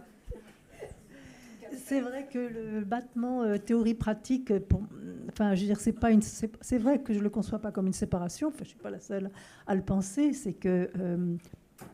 je dirais même, par exemple, tu me posais la question, quand j'ai écrit cette thèse si tardive, pas pour ma carrière, purement pour le plaisir, pour la recherche, pour toujours comprendre, en fin de compte, comprendre ma propre énigme, en fin de compte. C'est vraiment cette idée-là. Et bien, après avoir fait cette thèse pendant de nombreuses années, la préparer, etc., la soutenir, quand je me suis remise à danser, et en fin de compte, je trouvais que je dansais mieux qu'avant. Je trouvais que la thèse m'avait mis en lien beaucoup plus avec ce que je dis, avec des strates de moi-même, de ma sensibilité. Ma thèse m'a fait travailler corporellement, je dirais, charnellement, elle m'a fait travailler la compréhension intellectuelle, culturelle, en fin de compte, elle est venue enrichir l'expression du corps, l'expression dansée. Donc il n'y a pas vraiment... donc ça veut dire que oui, moi-même, que je sois interprète d'un camp, Jérôme Bel ou d'autres personnes, eh bien, c'est aussi... il faut se questionner sans arrêt. Voilà, donc l'aspect... recherche sensible est à la fois mentale, spirituelle, au sens large du terme, culturelle, autant que journalière, tous les jours, travailler son corps. Tous les jours, travailler son corps d'aujourd'hui, oui, pas celui d'hier. Non, mais oui, c'est vrai. Oui, c'est celui d'aujourd'hui. Par rapport à travailler son corps, ça je le sens par exemple avec l'âge aussi, qu'il y a quelque chose qui est plus fort, qu'il faut, que je ne peux pas m'arrêter un peu. qu'il y a tout le temps à maintenir le corps comme et que je ne les sentais pas quand j'étais plus jeune, que je pouvais m'arrêter. Et voilà. Là, je sens qu'il y a toujours quelque chose quand même qu'il faut que je tienne mon corps pour continuer et que je ne peux pas le laisser tout seul libre. Mais après, je voulais venir aussi dans les notions d'interprète aussi, que des fois la frontière, elle n'est pas si non plus forte entre interprète et chorégraphe, parce que dans toutes les compagnies, plusieurs travaillent. Vraiment, l'interprète, il fait sa chorégraphie, qui est dirigée, qui est des fois coupée, mais des fois, c'est vrai que le chorégraphe, c'est celui qui apporte le projet, l'idée, mais ça dépend dans quelle compagnie, avec quel chorégraphe. L'interprète aussi, il a une grande place des chorégraphes. Et du coup, d'ailleurs, à partir justement des années 80. Ça a été une lutte très importante, donc j'en faisais partie. C'est comment, effectivement, tout cet apport, puisque les danses, justement, étaient... Mais bon, la ballerine à l'époque des ballerines, écrivait leur solo. Hein. C'était pas le maître de ballet qui arrangeait les mouvements. Elles étaient les stars et elles faisaient ce qui les a... Enfin voilà, elles faisaient leur solo en fonction des possibilités. Donc la notion d'auteur et d'autrice est assez récente aussi, enfin en termes de chorégraphie. Et puis elle a été rebouleversée justement par les années 80, puisque les interprètes effectivement amenaient énormément. D'ailleurs, il y a des chorégraphes qui partagent les droits d'auteur ou d'autrice. Enfin bon, donc il y a eu. Donc c'est toujours mouvant et oui, peut-être que le danger, c'est d'arrêter une idée à un moment et puis qu'on pense que ce serait toujours comme ça. Juliette, tu veux dire quelque chose là-dessus ? Simplement sur ce que tu as dit sur le fait que pour continuer à danser après 70 ans, il faut être en général aussi chorégraphe ou auteur ou co-mener ses projets. Et ça a été aussi, c'est aussi quelque chose qu'on voit chez les comédiennes, que beaucoup de comédiennes, pour se maintenir dans le circuit, se mettent aussi... autour de la cinquantaine, à avoir leurs propres projets, notamment dans le théâtre, de mise en scène ou de co-réalisation, pour en fait aussi donner, alors c'est une problématique un peu différente, mais donner des rôles à des femmes de plus de 50 ans, c'est-à-dire créer des récits, créer des narratifs où en fait des personnes, et en particulier des femmes de plus de 50 ans et leur rôle. Alors je ne sais pas si dans les questions de chorégraphie, ça se joue aussi, c'est-à-dire est-ce qu'il y a des narratifs ou des récits qui ouvrent les âges lorsque... C'est la question qu'avait déjà... S'il y a des rôles, il y en a quelques-uns, il n'y en a pas beaucoup, mais il y a quelques rôles comme ça. Enfin, je pense auquel ? Je pense à cette apparition dans le sac du printemps. Voilà, j'allais le dire. Ouais. Arrive le vieillard. Voilà, mais qui n'est pas... Il y a plusieurs vieillards aussi. Mais le vieillard n'est pas très vieux, hein. On connaît... Ah si, celui qui vient embrasser la terre. Oui, il est censé être vieux. Ah oui, il représente l'ancêtre, mais il n'est pas ancêtre, il a 30 ans. Oui. Ben voilà, c'est ça. Parce que moi, mais c'est ça. Donc, parce qu'on en a parlé d'ailleurs. Oui. Non, mais c'est très très bien, parce que justement, vous nous aviez posé la question la dernière fois, et je trouvais que c'était une très très bonne question. Et donc, c'est vrai qu'a priori, il n'y en a pas. Enfin, il y en a pas. Et puis, moi aussi, j'ai pensé à ça. Puis, j'ai pensé à un ami qui l'avait fait. Bon, mais il avait, à l'époque, je sais pas, 40. Donc, il n'avait pas du tout l'âge qu'il est censé avoir. Hein. Ou alors même, je pensais à ces rôles dans les ballets classiques, où quand la marâtre méchante, bête et méchante, c'est fait par un homme. Enfin, donc, il y a toute cette question de genre, d'âge, enfin, comment c'est aussi ridiculisé. Donc, il y a Enfin, c'est une excellente question parce qu'on a un peu du mal à y répondre, justement, donc ça nous fait réfléchir. Parce que même en danse contemporaine. Oui, parce que dans Maybe, par exemple, donc de Maggie Marin, enfin, il y a des un peu plus vieux quand même, parce qu'une des techniques, quand même, mais pas aussi, bien sûr, mais ça pourrait être des vieux. Enfin, ça pourrait. En même temps, c'est hyper physique. Comme ça j'ai déjà mal au dos rien que de les voir pendant une heure comme ça, mais Maggie Marin, je sais qu'elle applique ce que tu as dit tout à l'heure, et moi ce que j'ai vécu aussi, c'est ces compagnies où on rentre très jeune. Moi c'est ce que j'ai vécu avec le flamenco avant d'être absolument prête, c'est-à-dire qu'il y avait tous les âges et on n'était pas au top. Et Maggie Marin, par exemple, alors qu'elle est donc du sérail contemporain, elle applique ça. Hein. Je sais elle pense qu'un danseur ou une danseuse doit être sur le plateau pour apprendre. Alors que là, par exemple, moi, je sais que, moi, vu ce que j'ai fait, voilà, très très jeune, et maintenant, quand je vois justement les expériences au CNSM, au conservatoire, je pense c'est bien dommage qu'on puisse pas monter sur un plateau en faisant des tournées dans des conditions quelquefois un peu bancales, mais où on apprend tellement de choses, mais tellement de choses. Donc c'est vrai aussi, il y a ouais. Mais donc il n'y a pas de rôle en fait a priori. Hein, c'est un peu la mode de fois de faire des choses de vieux maintenant, mais voilà, c'est vraiment une expérience de faire un spectacle avec des gens âgés, tout ça. Mais je pense qu'il n'y a pas encore très peu de rôles spécifiquement ou des mélanges d'âge. C'est encore très récent en fait.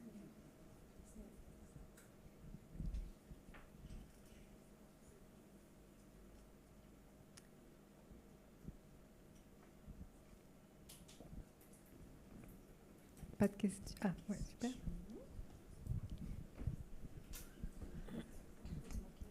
Je me permets, qu'il n'y a personne. Quand je vous entends, je fais un rapport avec le cirque, que moi je travaille dans le cirque,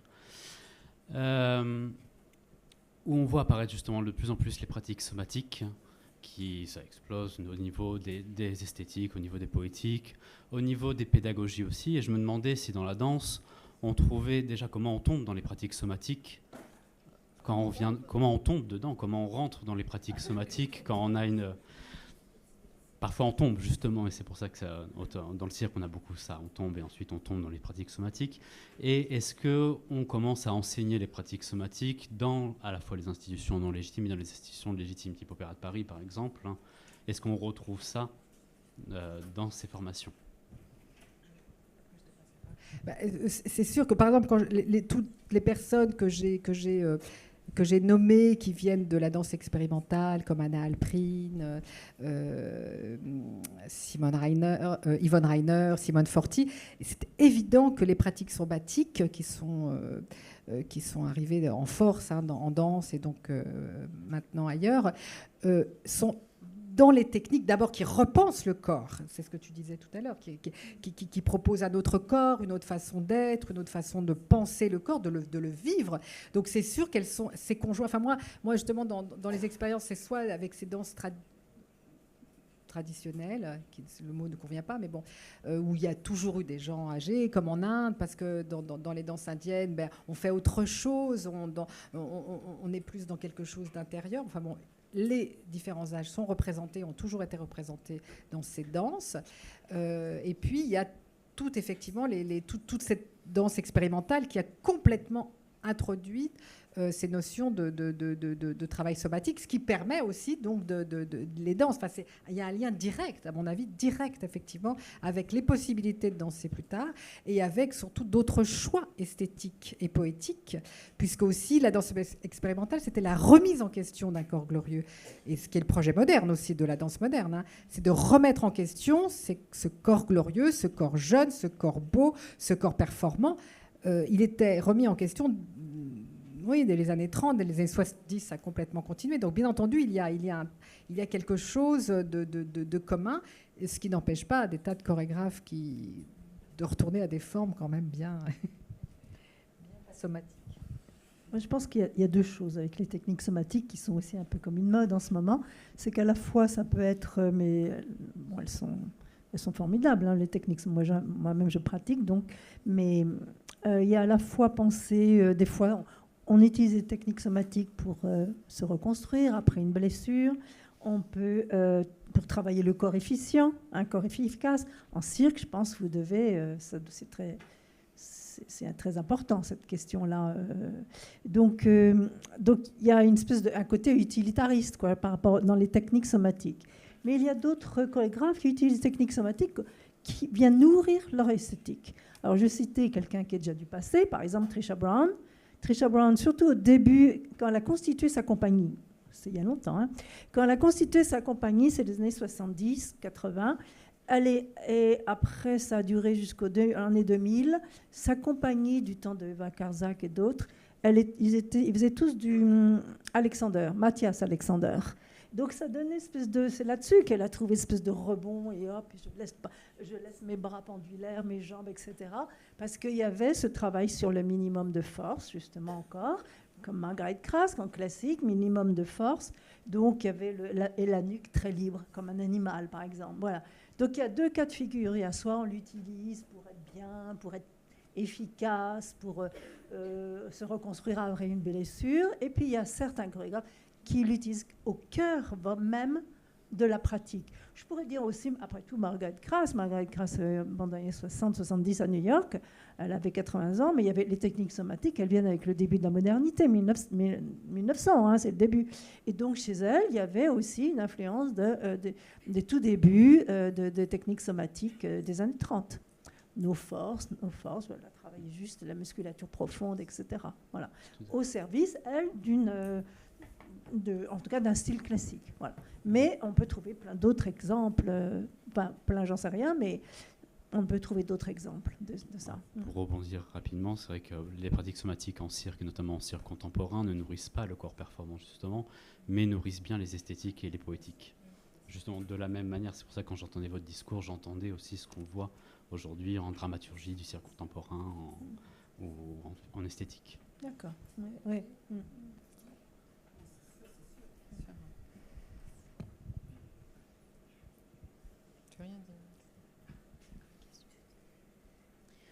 Moi, j'ai une question, du coup. C'est quoi l'histoire avec le deuxième enfant ? La danseuse qui a 2 enfants. Oui, mais après, les enfants sont malades et tout, elles sont absentes, c'est bon, quoi. Donc, on ne les rappelle pas. Non, c'est vrai, c'est dans les statistiques, hein, je suis tout à fait sérieuse. Les femmes, les danseuses disparaissent du monde du travail, beaucoup. Enfin, après le deuxième enfant, il n'y a plus de propositions. Juste parce que les enfants sont malades ou c'est non, ça c'est mon ironie. Non, mais non. Il y a l'histoire du corps. On a parlé du corps. On ne sait pas. C'est exactement ce dont parlait Juliette. Elles sont plus là, donc on peut pas savoir quelles sont les vraies raisons. Mais ce sont des raisons auxquelles on ne réfléchit pas la plupart du temps, quand même. Je dois dire que ce sont des choses qui ne sont pas réfléchies. Ça arrive. C'est comme on a le système de il y a peu quand même de danseurs et de danseuses qui sont dans des compagnies à l'année, voire plusieurs années. Bon, à part quelques ballets classiques ou quelques compagnies contemporaines aussi, mais la majorité des personnes sont donc dans l'intermittence et puis sont appelées pour un projet, un deuxième projet. Bon, donc c'est pour ça qu'aussi c'est tellement facile de disparaître. C'est parce qu'il suffit de ne plus être rappelé, quoi. Donc c'est dans les statistiques. Alors moi, je dis ça en rigolant, et sans rigoler. C'est une réalité, quoi. C'est vrai que dans la danse, il n'y a pas, par exemple, dans le cirque, il y a encore quelque chose de plus famille, un peu, que les cirques. Et les gens ils peuvent voyager avec leur... il y a plus, j'ai connu un peu même les cercles contemporains, qu'il y a une nounou qui vient pour tous les enfants. Et dans la danse, c'est vraiment si tu te démerdes. Tu vois comme si tu ne peux pas garder ton enfant. Voilà, du coup, il y a quelque chose qui est très fort, un peu de la disponibilité et tout ça, c'est des horaires compliqués. Peut-être là aussi, d'ailleurs, on pourrait parler et ça, tu en parles très bien, c'est cette idée d'un métier vocationnel. Hein, c'est vrai, moi j'ai plusieurs souvenirs.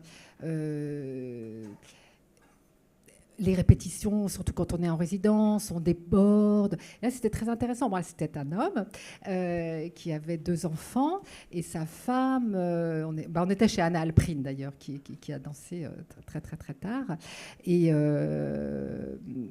voilà, on débordait sur les horaires. Enfin, voilà. Donc, tout est fait beaucoup de choses arrivent comme ça dans les métiers vocationnels où toutes les contingences sont toujours des difficultés et pour être très très très très très honnête avec vous et tendre le bâton pour me faire battre, c'est vrai que moi il m'est arrivé, sachant que quelqu'un avait... alors maintenant les hommes s'occupent de leurs enfants, alors aussi, on se dit, ah là là, ça va être compliqué pour eux aussi. Mais bien entendu, c'est vrai qu'on se dit, mais non, mais je l'avoue vraiment, justement, avec beaucoup d'honnêteté. Donc c'est bien d'ailleurs d'en avoir conscience, parce que ça nous permet de lutter, justement. Mais on se dit que ça va être des complications en plus, parce que c'est vrai. Non, mais je suis honnête quand je dis ça. C'est-à-dire que si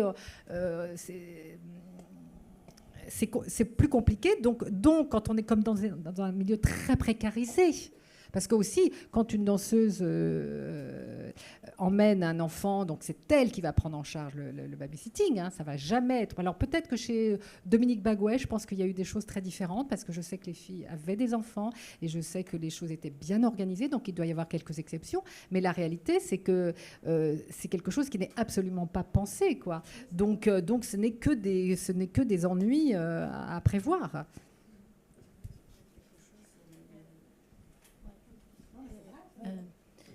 Oui, non, c'est-à-dire que vous êtes dans des métiers aussi où la discontinuité n'est pas très bien acceptée, où vous devez, enfin si je comprends, vous devez tout le temps faire du réseautage, dire que vous êtes là, occuper l'espace, rencontrer les bonnes personnes, vous faire voir pour être rappelé, pour être contacté. Et donc là, je pense que aussi il y a cette critique qui peut être faite. Enfin, si on reprend la critique apprentissage, carrière, retraite, c'est aussi l'idée qu'une carrière est forcément continue, qu'on ne peut pas s'interrompre et qu'on ne peut pas revenir et partir. Et puis, bon, il y a peut-être ça c'est un problème plus vaste du fait que l'élevage des enfants n'est pas assez collectif, parce qu'en fait, on pourrait penser qu'on fait des enfants et puis hop, on les emmène dans nos vies de travail, que tout le monde s'en occupe un peu. Bon, il y a eu des tentatives comme ça. Mais peut-être la troisième question, c'est celle du corps. Tu disais, après le deuxième enfant, il y a aussi... Parce que de quelle manière les grossesses... non, moi, j'ai pas dit ça. Non, je pose la question. De quelle manière... C'est une question... Je sais pas, je me suis arrêtée à 1. Non, mais... Bah oui, c'est une question, est-ce qu'il y a des normes corporelles qui rendraient déviant, enfin au sens sociologique, mais en tout cas où le corps qui a eu des grossesses serait vu comme un corps qui est moins normé pour danser sur scène. C'est comme tout le reste, effectivement. Ça dépend quel corps on veut sur le plateau, quel est le projet chorégraphique, qui regarde. Enfin, c'est vraiment très... je pense que... Je sais pas, moi je pense que c'est... En tout cas, on ne rappelle pas. C'est vrai qu'aussi, je pense même tout simplement... Mais tu as raison quand tu dis aussi que c'est un... Non, moi, je sais que quand j'étais enceinte, je le cachais, par exemple. Je ne le disais pas. Oui, bien sûr. Bon, et ça tombait bien, je faisais un projet moi-même, mais oui. Je me le cachais à moi-même, exactement.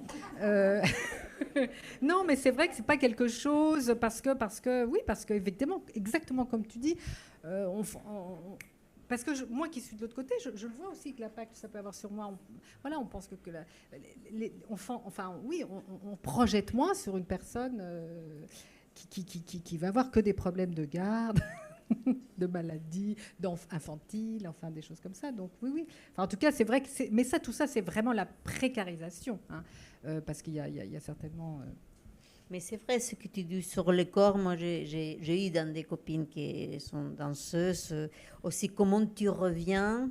Que ça prend, il faut accepter que ça prend un temps. Si c'est pas après que tu as eu ton enfant, tu n'es pas un mois après, tu es un petit peu plus grosse. Et ça, c'est pas si facile à accepter pour soi-même comme danseur et pour les autres aussi, pour le chorégraphe. Je pense que ça a un impact quand même. Le corps qui change et de ne pas accepter les corps qui changent. Et moi, j'ai quand même l'impression beaucoup que c'est de l'ordre du symbolique. Parce que la danseuse est imaginée jeune, n'est pas imaginée mère de famille. Donc, tout ce que tu dis est bien entendu vrai, mais je pense surtout que c'est symboliquement. D'ailleurs, Françoise Adret, qui était la directrice du Ballet-Théâtre Contemporain, racontait que voilà comment elle soutenait. Enfin, déjà, de dire que c'est bien une danseuse qui était enceinte, c'était c'était pas quelque chose qui était lié dans la tête des gens. Hein. Les danseuses ne faisaient pas d'enfants, ou après elles faisaient des enfants et elles passaient à autre chose. Voilà, donc c'est très très très nouveau cette espèce de mélange. Alors vraiment, moi je trouve que les danseuses d'aujourd'hui, les chorégraphes d'aujourd'hui, surtout les femmes d'ailleurs, c'est plus inclusif pour les mères de famille. Et qu'on a par exemple à Reims des chorégraphes qui ont 2 enfants. C'est bien géré, c'est difficile, hein. C'est difficile, mais j'ai moins l'impression aujourd'hui que les enfants et après le deuxième enfant, comme tu le disais, j'ai moins l'impression que c'est valable aujourd'hui, mais peut-être me trompais-je. C'est des gens qui ont leur propre projet ? Pas forcément. Non. Pas forcément. Elle danse aussi. Je prends le cas par exemple de Marie Barbotin. Elle a ses projets, mais elle danse aussi beaucoup avec d'autres. Et elle s'est dit, Reims c'est un village, et donc elle laisse ses enfants chez des gens. Et bon, elle les connaît quand même. Mais voilà, c'est compliqué. C'est très difficile. L'organisation est très très compliquée, mais en tout cas, il n'y a pas de rejet des autres. Parce qu'elle danse merveilleusement bien. Non, mais évidemment qu'il y a une évolution, bien sûr. Marie Barbotin, elle en a fait aussi une thématique et un combat, ce qui fait qu'on ne peut pas non plus lui opposer cette question.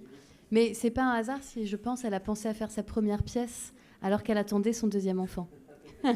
Pour moins être dépendante, justement, de l'appel des autres. Est-ce qu'il y a encore... question. Et bien sûr que les choses évoluent, hein, évidemment. Ouais.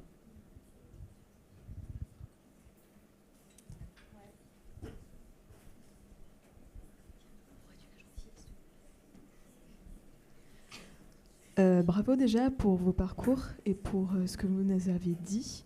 Mais moi, je me pose une question concrètement en tant que spectatrice et comme jeune fille qui se destine à travailler dans la culture. Comment vous aider, enfin si vous en avez besoin, comment vous aider en fait? Parce que moi je trouve que justement on vous représente pas assez en fait, on vous voit pas assez, on voit pas assez certaines tranches d'âge et enfin mis à part bien sûr programmer vos spectacles, faire des projets de médiation, qu'est-ce qu'on peut faire d'autre selon vous? C'est déjà pas mal. Programmez vos spectacles. Faire venir des masseurs, kinésithérapeutes.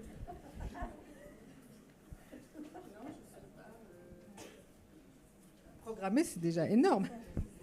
Réserver des bourses aux personnes de plus de 50 ans. Mais un petit peu retirer les... Mais je pense que justement, si vous allez travailler dans la programmation, c'est intéressant déjà d'avoir une réflexivité sur ces questions, comme ça a été le cas sur les questions de genre, parce que en fait, maintenant, il y a beaucoup de programmateurs et programmatrices qui vérifient, qui regardent, tiens, en fait, j'ai quoi comme proportion de femmes et d'hommes parmi les chorégraphes ou les metteurs en scène que je programme, ou les librettistes. Et en fait, longtemps, cette question n'était pas posée, donc ça faisait des répertoires 100% ou 90% masculins. Et je pense qu'on n'a pas encore cette grille de lecture sur les questions d'âge. Donc ça peut être bien aussi de l'avoir, simplement, d'objectiver un peu les choses. On a quelque chose à te proposer.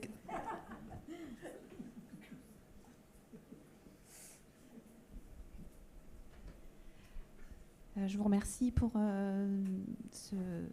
ce qui s'est passé ce soir. Et donc, la majorité des chorégraphes actuels ne font appel qu'à des danseurs et des danseuses jeunes. Ou les avez-vous interrogés sur pourquoi ils ne faisaient appel qu'à ces danseurs et danseuses jeunes? Est-ce que dans leur projet, ils ne se posent pas cette question de continuer de travailler avec les danseurs qu'ils avaient, avec qui ils travaillaient auparavant et qui vieillissent, comme eux d'ailleurs, les chorégraphes aussi, je pense, si tout va bien. Et voilà. Est-ce que vous les avez interrogés? Est-ce que vous avez des réponses plus concrètes? Est-ce qu'ils ne font appel qu'à des danseurs plutôt jeunes parce que ce sont ces spectacles qui fonctionnent, entre guillemets? je me pose la question. Voilà. Je vous pose la question aussi. Moi, j'avais le projet de continuer le projet, mais là, ça n'a pas été possible, en interrogeant non pas les chorégraphes qui prenaient des gens jeunes, mais ceux qui prenaient des gens vieux. Voilà, ce qui rentrait plus dans mon corpus. Autrement, on a plein de réponses, hein, mais on ne les dira pas sans nos avocates. Moi, je peux parler de mon expérience un peu. Par exemple, que j'ai raconté cette chose à la compagnie Retour à Mont, et je pense que ça fait poser des questions à l'intérieur de la compagnie. Et finalement, toutes ces 3 danseuses ont continué à danser, et ils ont vu la richesse, et ça crée un changement à l'intérieur de tout, et que c'était important. Et je pense aussi pour que le chorégraphe aussi vieillit avec nous, et, et on vieillit ensemble un peu, voilà. Mais après, il y a d'autres... Par exemple, je travaille avec Mourad Mersouki, qui je ne sais pas si vous connaissez, mais c'est un chorégraphe, et il fait hip-hop mélangé, c'est assez spectaculaire, c'est plus aussi quand même dans le corps, qui fait des choses incroyables. Et j'ai fait partie d'un spectacle qui s'appelle Vertical. Et pour lui, au début, je pense que ce n'était pas si facile de m'avoir. De dire et finalement chaque fois que je le rencontre, il me dit pour moi c'est un plaisir que tu sois là, ça a été un exemple pour les jeunes, et il a vu la richesse de cette mélange d'âge, et que pour les jeunes aussi de travailler avec quelqu'un qui est plus à un autre âge. Je danse avec des danseurs qui sont 30 ans moins que moi, et qui c'est une richesse, et j'étais contente de l'entendre en lui, de le dire. Du coup, je pense qu'il y a toujours des choses qui se passent voilà. Alors, je suis désolée, mais je crois qu'on doit rendre l'antenne. Alors, à moins qu'il y ait une toute dernière petite question. Mais si ce n'est pas le cas, il va falloir qu'on... Est-ce que, Juliette, tu voulais terminer ? C'était juste pour dire que c'était une vraie question, parce qu'on parlait tout à l'heure avec Cécile des chiffres. Et simplement, c'est vrai que dans les arts chorégraphiques, la moyenne d'âge est beaucoup plus basse. Enfin, les gens sont beaucoup plus jeunes que dans les autres arts vivants. Bon, les chiffres qu'on a consultés datent un peu parce que c'est 2011, mais les plus de 50 ans, c'est que 9% parmi les artistes chorégraphiques, alors que dans la musique instrumentale, la musique vivante, les arts dramatiques, on est plutôt autour de 23-24% des plus de 50 ans. Donc il y a quand même un gap qu'il faut analyser, quoi. Un grand merci à toutes les quatre. Beaucoup.